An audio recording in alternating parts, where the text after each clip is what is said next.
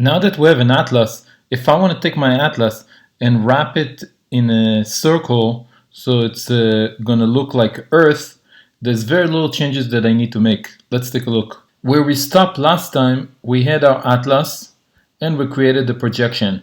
Now the projection that we used was geo equal Earth.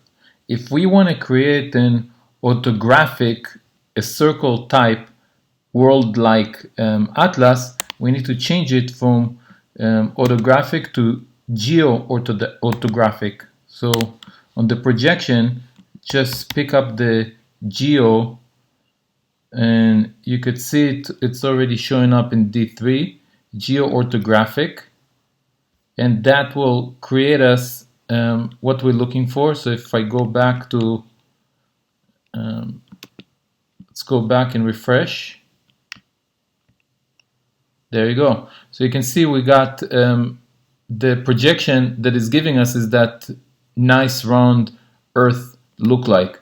The only thing we're missing really is we want to put a circle around our path. This way it's not gonna look like, if you look at it again, it looks like it's hanging without putting the oceans. So what we need to do is inside of our SVG, we can create another group, and in that group we can draw a circle using SVG. So let's just create another G tag and a circle, and we can pick a fill. I'm picking, you can put it like ocean-like, it depends on what we're doing. We're creating a widget that's gonna go on a white background. So I'm gonna give it a gray tone color, and then for the height, we can actually use that scale method that we set at the top. If you remember, we set a scale and CX and CY, so we can use the same scale as we're using for the path. So for the path, we're using the SVG that wraps it with the scale of times 3, and for the circle we want it to wrap the whole SVG, so I'll just use height and width that will match that.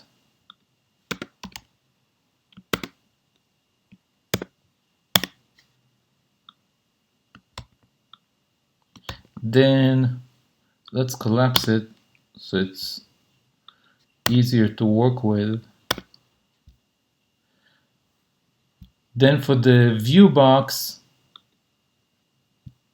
actually we don't need view box. The only thing we need is we need the radius. So if you look in our cheat sheet for circle SVG, you could see it needs a CX, CY, that's the coordinate, and if I don't set it, it's going to be 0, and it needs the radius, which is half of its width.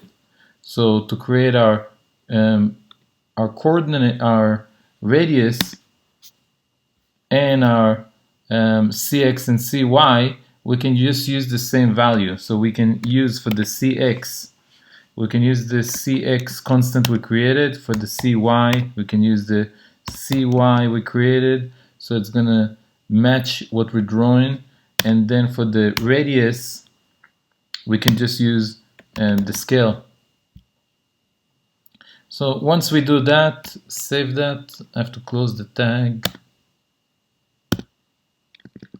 And it needs to be formatted at the same line as the circle.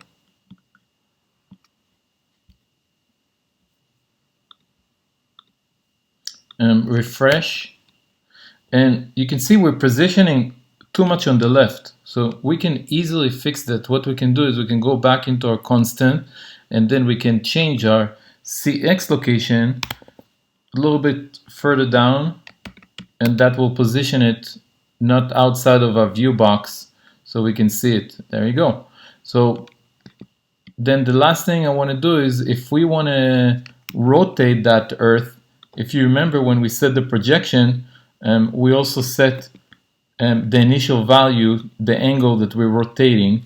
So if we change the initial value for a rotation and we set that as a value, we can set it as a use state, and that way we can control it anytime we want. Then we can actually change the rotation whenever we like. So go back to the constant and let's create a rotation.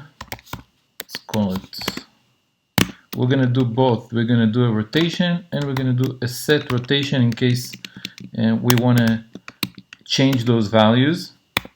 That's going to be a use state, and it's going to be of type number.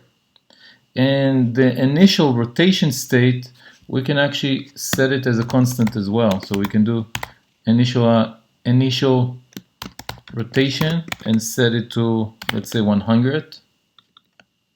And we can pass it as our initial state. And now our projection is going to rotate our Earth. Let's take a look. Yeah, you see, it got rotated a little bit. You can change it. So if I change it to out of values, let's say I change it to 200, go back. There you go. You can see it's rotating our Earth.